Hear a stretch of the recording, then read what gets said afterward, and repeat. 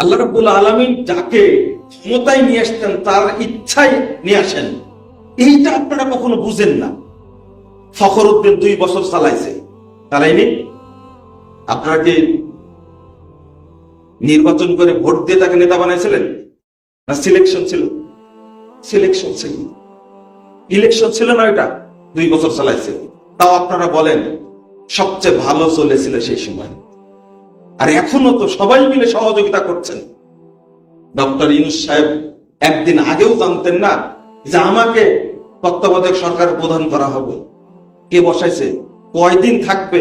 কোন রাজনৈতিক দল সাহস করে বলছে না 6 মাসের মধ্যে নির্বাচন দিতে হবে। সাহসই নাই, বরং উল্টা বলছে যে অন্তর্বর্তীকালে সরকারকে সময় দিব আমরা। ভয়ে বলতে পারছে না। তো নির্বাচন করে নিয়ে আসছেন। 2009 যে 2008 29 ডিসেম্বর যে নির্বাচন হলো, কত সুন্দর নির্বাচন হয়েছে, তাই না?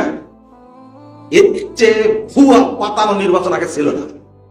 ভালো করে খোঁজ নিয়ে দেখেন ফখরুদ্দিন নির্বাচন যেটা, আর 14 সালে যেটা করলেন আপনারা, এটা তো আরো সুন্দর নির্বাচন ছিল। এটা গণতন্ত্র? এটা ফালতুতন্ত্র একটা।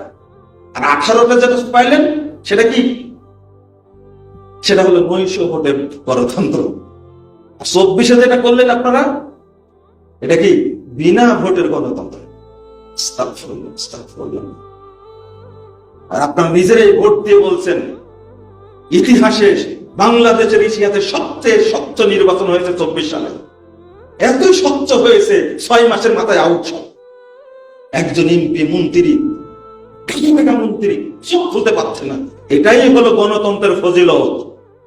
ধোকাতন্ত্র একটা।